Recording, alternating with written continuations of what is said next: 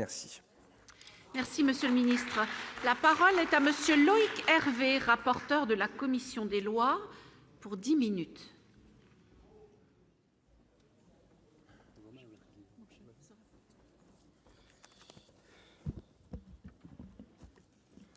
Madame la présidente, madame la vice-présidente de la commission des lois, monsieur le ministre, chers collègues,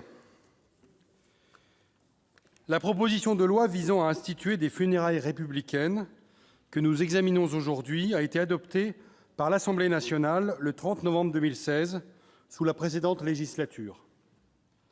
Elle était présentée par notre ancien collègue député, Bruno Le Roux, et plusieurs de ses collègues de l'Assemblée nationale. La semaine dernière, la commission des lois du Sénat l'a rejetée en adoptant un amendement de suppression de son article unique présenté par notre collègue Jean-Pierre Grand. En conséquence, et en application du premier alinéa de l'article 42 de la Constitution, notre discussion porte aujourd'hui sur le texte de la proposition de loi telle qu'adoptée à l'Assemblée nationale. Pour préparer nos travaux, j'ai tenu à entendre les différentes parties prenantes, les associations d'élus, la Fédération des familles de France, les opérateurs funéraires, publics ou privés, les représentants des cultes, la Fédération nationale de la libre pensée, ainsi que les administrations concernées, ministère de la Justice ou votre ministère, monsieur le ministre. Je me suis évidemment entretenu avec le deuxième signataire de la proposition de loi, monsieur Hervé Féron, qui était aussi rapporteur au nom de la commission des lois de l'Assemblée nationale. Je remercie notre collègue Jean-Luc Fichet d'avoir participé aux auditions et au président Jean-Pierre Sueur, avec qui nous avons pu échanger. Le principe de liberté de choix des funérailles, entre obsèques civiles ou religieuses, est garanti depuis le XIXe siècle et la loi du 15 novembre 1887 sur la liberté des funérailles. Si les premières tendent à se développer, notamment avec le recours croissant à la crémation plutôt qu'à l'inhumation, les secondes restent encore largement majoritaires en France. Elles représentent encore 74% des obsèques, selon une étude du CREDOC en 2016. Les règles actuelles de la domanialité publique permettent d'ores et déjà l'organisation d'obsèques civiles au sein de bâtiments communaux. L'attribution d'une salle municipale relève toutefois de la seule appréciation de la commune et est soumise à une redevance, sauf exception.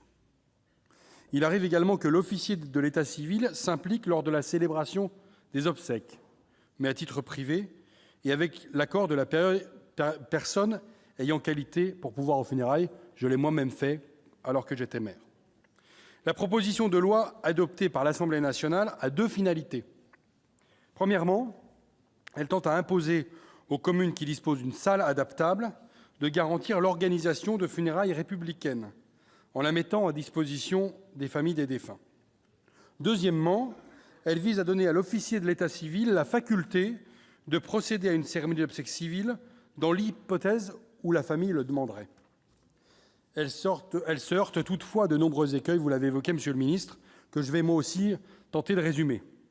Premier écueil, l'absence de mention expresse de la notion de disponibilité de la salle, qui pourrait donc conduire à interpréter des dispositions comme accordant une priorité à la demande de réservation de salle pour des funérailles républicaines et générer alors des conflits d'usage. Deuxième écueil, l'absence de définition du caractère adaptable de la salle, qui ne manquerait pas de susciter des contentieux devant le juge administratif. Troisième écueil, l'absence de mention des cas dans lesquels la commune pourrait légitimement refuser la demande de mise à disposition. Quatrième écueil, l'ambivalence de la notion de funérailles républicaines.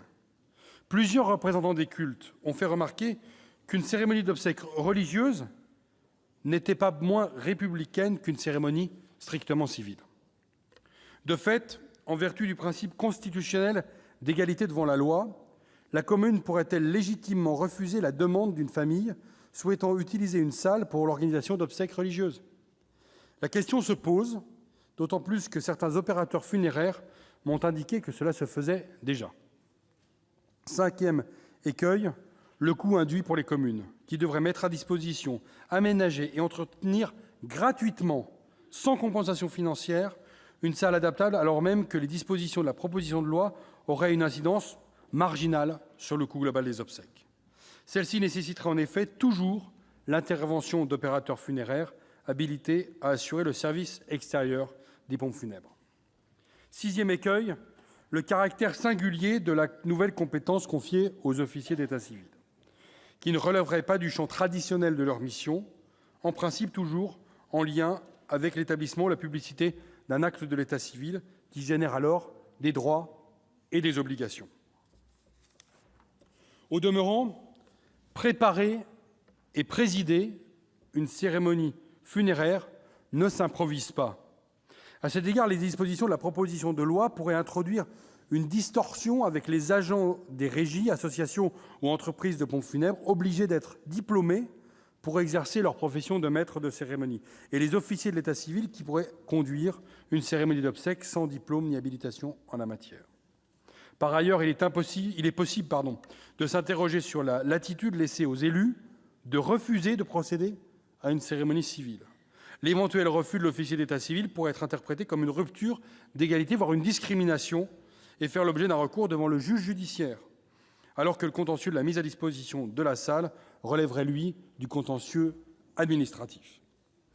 Mes chers collègues, je partage l'objectif recherché par les auteurs de la proposition de loi de prendre en considération le développement des obsèques civiles dans notre pays, et je suis bien entendu favorable à ce que les communes, lorsqu'elles le peuvent, mettent à disposition des familles une salle à cet effet. Elles le font déjà, et d'ailleurs sans difficulté particulière.